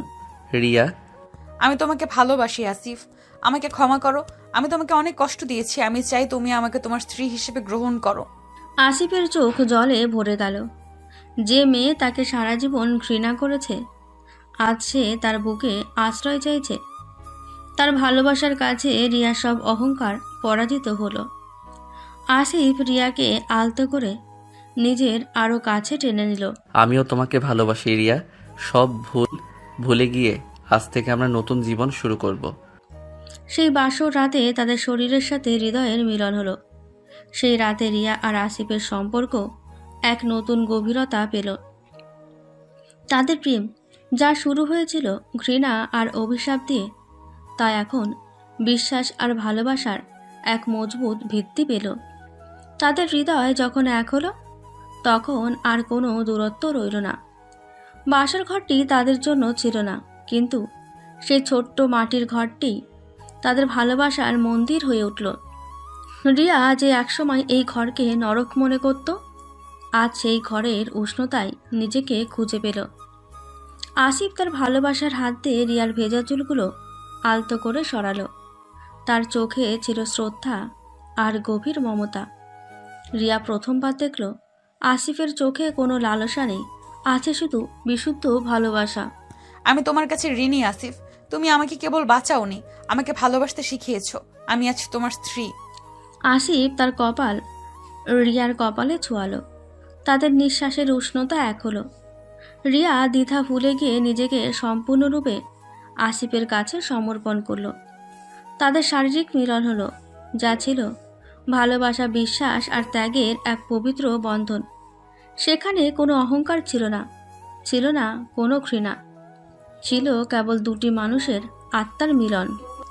রিয়া প্রথমবার বুঝতে পারল শারীরিক সান্নিধ্য কতটা পবিত্র হতে পারে যখন সেখানে থাকে সত্যিকারের ভালোবাসা।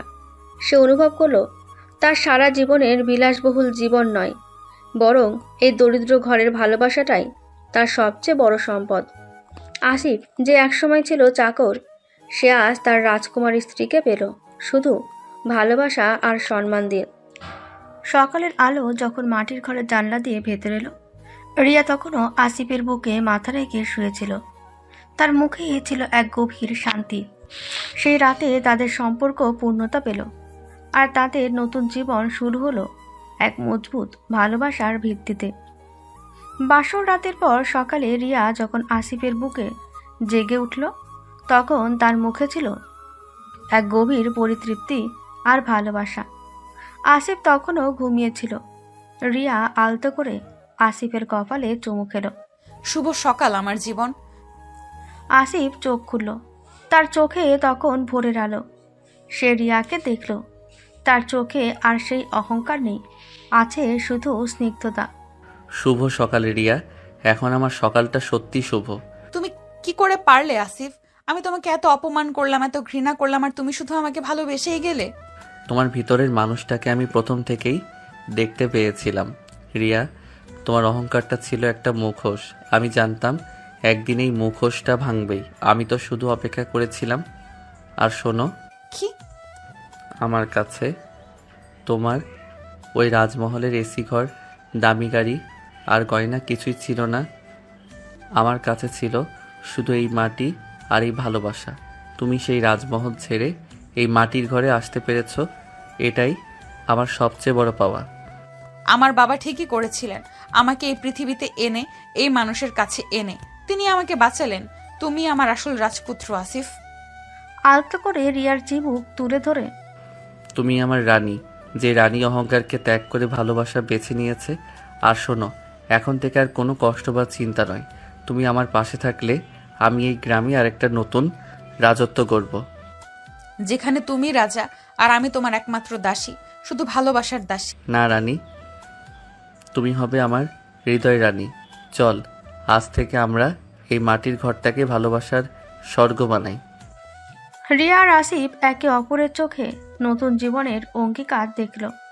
তাদের ভালোবাসা আর বিশ্বাসের বাঁধন এখন জীবনের সব বাধা পার করার জন্য যথেষ্ট। তাদের ভালোবাসার পর রিয়া আর আসিফের জীবনে এক নতুন ছন্দ এলো। রিয়া এখন আর ঘরে বসে থাকে না, সে পুরোপুরি বদলে গেছে। সে বুঝতে পেরেছে তার স্বামীর পরিশ্রমের মূল্য কতটা। তুমি এত কষ্ট করে মাঠে কাজ করো আর আমি শুধু ঘরে বসে থাকবো? না, তা হবে না। আমি তোমার দোকানটা সামলাবো। তুমি দোকান সামলাবে? তুমি তো কোনোদিন কোনো কাজ করনি। আমি শিখবো। আমি তখন তোমার স্ত্রী, তোমার সঙ্গী। শহরের কলেজে ডিগ্রি কাজে না লাগুক, তোমার ভালোবাসা তো কাজে লাগাতে পারি। এরপর থেকে শুরু হলো রিয়া ও আসিফের নতুন সংগ্রাম। আসিফ সকালে মাঠে দিনমজুরের কাজ করতে যেত, কারণ দোকানের সামান্য আয়ে সংসার চালানো কঠিন ছিল। আর রিয়া তার স্বামীর সেই ছোট্ট দোকানটি সামলাতে লাগলো। প্রথম দিকে রিয়াকে অনেক ঝামেলা পোহাতে হলো। গ্রামের মানুষের সাথে দরদাম করা, হিসেব রাখা, এসব তার জন্য কঠিন ছিল। কিন্তু তার আন্তরিকতা ও মিষ্টি ব্যবহার ধীরে ধীরে গ্রামের মানুষের মন জয় করে নিল। রিয়া এখন হাসি মুখে শশী মাসির কাছে চাল ডাল বিক্রি করে, মিনার সাথে গল্প করে। তার দোকানে এখন ভিড় লেগেই থাকে। তার সততা আর যত্নশীল ব্যবহারে দোকানটি অল্প সময়ে লাভজনক হয়ে উঠল। আসিফ যখন দিনের শেষে কাদা মেখে ক্লান্ত হয়ে ফিরত, রিয়া তখন দোকান বন্ধ করে তার জন্য খাবার তৈরি করত। তুমি দোকানটা না সামলালে কি হতো? আমার কষ্ট কমেছে আর আয়ও বেড়েছে। তুমি চিন্তা করো না, আর তোমার এত কষ্ট করে মাঠে যেতে হবে না। এবার শুধু দোকানেই মন দাও, আমি তোমার পাশে আছি। প্রায় বছর খানেক পর একদিন দুপুরে গ্রামের কাঁচা রাস্তায় একটা দামি গাড়ি এসে থামল। গাড়ি থেকে নামলেন রায়হান সাহেব। তিনি নিঃশব্দে রিয়া ও আসিফের বাড়ির দিকে এগিয়ে গেলেন। রায়হান সাহেব দেখলেন রিয়া হাসি মুখে দোকানে বসে গ্রামের মহিলাদের সাথে গল্প করছে, সাবধানে হিসেব করছে। তার পরনে দামি পোশাক নেই, সাধারণ শাড়ি, পায়ে হিল নেই, স্লিপার। কিন্তু তার মুখে যে উজ্জ্বলতা, তা আগে কখনো ছিল না। হঠাৎ রায়হান সাহেবকে দেখে চমকে উঠল। বাবা, আপনি? রিয়া দ্রুত উঠে গিয়ে রায়হান সাহেবের পায়ে হাত দিয়ে প্রণাম করল। তার চোখে কোনো অহংকার বা ভয় ছিল না, ছিল শুধু বিনয়। রিয়া, তোকে দেখে চিনতে পারছি না। সাহেব? আসিফের পিঠ চাপড়ে, আর সাহেব নয় জামাই, তুমি আমার মেয়েকে শুধু বাঁচাওনি, তুমি তাকে জীবন দিয়েছো। আমি তো ভেবেছিলাম সে হয়তো এই কষ্ট সহ্য করতে পারবে না, কিন্তু রায়হান সাহেব রিয়াকে জড়িয়ে ধরলেন। তার চোখে তখন আনন্দাশ্রু। তুই সত্যিই বদলে গেছিস মা। তোর চোখ দেখে আমি বুঝতে পারছি তোর ভেতরের অহংকারটা আজ পুরোপুরি মরে গেছে। তুই একজন প্রকৃত মানুষ হয়েছিস মারে, প্রকৃত মানুষ। তোর হাসিতে আজ যে শান্তি, তা আমার টাকা দিয়ে কেনা যায় না। আপনার জন্যই আজ আমার নতুন জীবন বাবা। আপনি যেদিন আমাকে শাস্তি না দিলে আমি বুঝতেই পারতাম না ভালোবাসা আর মানবতা কি জিনিস। রায়হান সাহেব দেখলেন আসিফ আর রিয়া এখন সত্যিকারের সুখী দম্পতি। তিনি বুঝতে পারলেন তার মেয়েকে সঠিক শিক্ষা দিতে গিয়ে তিনি হয়তো কষ্ট দিয়েছেন, কিন্তু বিনিময়ে তারা পেয়েছে সত্যিকারের ভালোবাসা আর মূল্যবোধ। রায়হান সাহেব সানন্দে ঘোষণা করলেন এবার তারা যখন খুশি শহরে ফিরতে পারে। তবে রিয়া আর হাসিফ হাসি মুখে জানালো তাদের রাজত্ব এখন এই গ্রামেই। রায়হান সাহেবের আশীর্বাদ পাওয়ার পর রিয়া আর আসিফের দাম্পত্য জীবনে আরও আনন্দ এলো। তাদের ছোট্ট সংসার ভালোবাসা আর আনন্দে ভরে উঠল। আসিফ এখন মাঠে যাওয়া অনেকটাই কমিয়ে দিয়েছে। রিয়া দোকান সামলায় আর আসিফ তাকে নতুন পণ্য আনা ও হিসেব রাখার কাজে সাহায্য করে। তাদের যৌথ প্রচেষ্টায় দোকানটি এখন বেশ সফল। এর কিছুদিন পরের কথা, একদিন সকালে রিয়া তার নিত্যদিনের কাজ করতে গিয়ে হঠাৎ অসুস্থ বোধ করলো। বমি বমি ভাব আর মাথা ঘোরা শুরু হলো। কি হলো রিয়া, তোমার শরীর খারাপ লাগছে? তুমি তো কাল রাতেও ভালোভাবে ঘুমাওনি। জানি না, শরীরটা কেমন যেন দুর্বল লাগছে, হয়তো গ্রামের গরমে এমন হচ্ছে। আসিফ আর দেরি করল না। সে তৎক্ষণাৎ রিয়াকে নিয়ে গ্রামের স্বাস্থ্যকেন্দ্রে গেল। সেখানকার ডাক্তার একজন প্রবীণ মহিলা রিয়াকে পরীক্ষা করলেন। পরীক্ষা শেষে তিনি হাসি মুখে আসিফকে জানালেন এক দারুণ সুখবর। রিয়া, তোমাকে দেখে মনে হচ্ছে তোমার জীবনে এক নতুন অতিথি আসছে। তোমরা বাবা মা হতে চলেছ। রিয়া আর আসিফ দুজনে প্রথমে হতবাক হয়ে গেল, তারপর তাদের চোখে মুখে নেমে এলো আনন্দের বন্যা। তাদের ভালোবাসার ফসল, তাদের কঠিন জীবনের লড়াইয়ের পর এই সুখবর যেন স্বর্গের আশীর্বাদ। আনন্দে রিয়াকে জড়িয়ে ধরে, রিয়া, তুমি মা হতে চলেছ। আমার জীবনের সেরা খবর এটা। আসিফ, আমি বিশ্বাস করতে পারছি না, আমাদের সন্তান। গ্রামের সেই ছোট্ট বাড়িতে মুহূর্তেই আনন্দের ঢেউ লাগলো। শশী মাসি এবং মিনা খবরটা শুনে ছুটে এলেন। শশী মাসি রিয়াকে কোলে বসিয়ে আদর করলেন, আর মিনা তাকে নানান ধরনের লোক উপদেশ দিতে শুরু করলো। বৌমা, সাবধানে থাকবে, এখন আর ভারী কাজ করবে না। আমি আসিফকে বলে দেব সে যেন এখন তোমাকে বেশি কষ্ট না দেয়। রিয়া এই প্রথমবার তার জীবনে এত গভীর এবং সত্যিকারের সুখ অনুভব করলো। তার গর্ভে এখন তাদের ভালোবাসার প্রতীক। যে রিয়া একদিন তার গর্ভের সন্তানের বাবাকে ছোটলোক বলে ঘৃণা করত, আজ সেই রিয়া গর্বিতভাবে সেই স্বামীর সন্তানের জননী হতে চলেছে। সন্ধ্যায় আসিফ রায়হান সাহেবকে ফোন করে খবরটা জানাতেই রায়হান সাহেব আনন্দে কেঁদে ফেললেন। তিনি তৎক্ষণাৎ তাদের কাছে আসার জন্য রওনা হলেন। এবার আর শাস্তি দিতে নয়, তার মেয়ে আর জামাইকে অভিনন্দন জানাতে।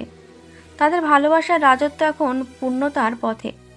রিয়া অন্তঃসত্ত্বা হওয়ার খবরটা তাদের জীবনে এক নতুন দিগন্ত খুলে দিল। রায়হান সাহেব তড়িঘড়ি গ্রামে এলেন। তার চোখে এখন শুধু আনন্দ আর গর্ব। তিনি রিয়াকে শহরে ফিরিয়ে নিয়ে যেতে চাইলেন উন্নত চিকিৎসার জন্য, কিন্তু রিয়া রাজি হলো না। বাবার হাত ধরে, বাবা, আমি এখানে ভালো আছি। এখানে সবাই আমাকে এত ভালোবাসে, এত যত্ন করে, যা শহরে কোনো দামি হাসপাতালেও পেতাম না। আমার সন্তান এই মাটির গন্ধেই বড় হবে। রায়হান সাহেব তার মেয়ের কথায় মাথা নত করলেন। তিনি বুঝলেন তার মেয়ে এখন সত্যিই সুখী। তিনি গ্রামে কিছু টাকা দান করলেন, আসিফের দোকানটিকে আরও বড় করে দিলেন, আর রিয়াও অনাগত সন্তানের জন্য সব ধরনের সুবিধা নিশ্চিত করলেন। সন্ধ্যার পর রিয়াকে জড়িয়ে ধরে, তুমি আজ আমার জন্য এত কিছু ত্যাগ করলে আমি তোমাকে এই ভালোবাসার প্রতিদান দিতে পারবো না। তুমি তো আমাকে সব দিয়েছো আসিফ। তুমি আমাকে অহংকারের দাসী থেকে ভালোবাসার রানী বানিয়েছো। আমাদের এই সন্তান হবে আমাদের ভালোবাসার প্রতীক। এর কোনো রাজমহল লাগবে না, এর বাবা আর মায়ের ভালোবাসাই হবে এর রাজত্ব। দেখতে দেখতে 9 মাস কেটে গেল। রিয়া গ্রামের মানুষদের আদরে আর যত্নে হাসি খুশি রইল। আসিফ এই সময়টাতে এক মুহূর্তের জন্য তাকে চোখের আড়াল করেনি। তার চোখে সবসময় ছিল রিয়া আর অনাগত সন্তানের প্রতি গভীর যত্ন। একদিন রাতে রিয়ার প্রসব বেদনা শুরু হলো। গ্রামের শশীমাসী এবং অন্যান্য মহিলারা ছুটে এলেন। স্বাস্থ্যকেন্দ্রের ডাক্তাররাও এলেন। কঠিন প্রসব যন্ত্রণার পর রিয়া জন্ম দিল এক ফুটফুটে পুত্র সন্তানের। নবজাতকের কান্না যখন সে ছোট্ট মাটির ঘরে প্রতিধ্বনিত হলো, তখন আসিফের চোখ জলে ভরে গেল। সে তার সদ্যজাত সন্তানকে হাতে তুলে নিল। তার চোখে ছিল এক অপার্থিব তৃপ্তি। রিয়া তখন হাসি মুখে তার স্বামীর দিকে তাকালো। রিয়ার কপালে চুমু দিয়ে পারবো না। ধন্যবাদ রিয়া, সব কিছুর জন্য ধন্যবাদ। এ তো আমাদের ভালোবাসার জয় আসিফ। রায়হান সাহেব যখন গ্রামে এসে তার নাতিকে দেখলেন, তখন তিনি আবেগাপ্লুত হয়ে পড়লেন। তিনি তার জামাই আর মেয়েকে নিয়ে গর্বিত হলেন। রিয়া আর আসিফ সিদ্ধান্ত নিল তাদের সন্তানের নাম হবে অর্ণব, যার অর্থ সমুদ্র। যেন তার জীবনটা হয় ভালোবাসার মতো বিশাল আর গভীর। যে কাহিনী শুরু হয়েছিল তীব্র ঘৃণা, অহংকার আর অভিশাপ দিয়ে, সেই কাহিনী শেষ হলো নিঃস্বার্থ ভালোবাসা, ত্যাগ আর মানবতা দিয়ে। রিয়া তার অহংকারের রাজমহল ছেড়ে মাটির ঘরে নেমে এসেছিল বটে, কিন্তু সেই মাটির ঘরে সে খুঁজে পেল তার সত্যিকারের পরিচয়, তার সত্যিকারের ভালোবাসা। আসিফের অভিশাপ সত্য হয়েছিল, রিয়ার অহংকার ভেঙেছিল, কিন্তু সেই অভিশাপই তাদের জীবনের সবচেয়ে বড় আশীর্বাদ হয়ে এসেছিল। তারা প্রমাণ করল ভালোবাসা আর মানবতাই জীবনের আসল ঐশ্বর্য।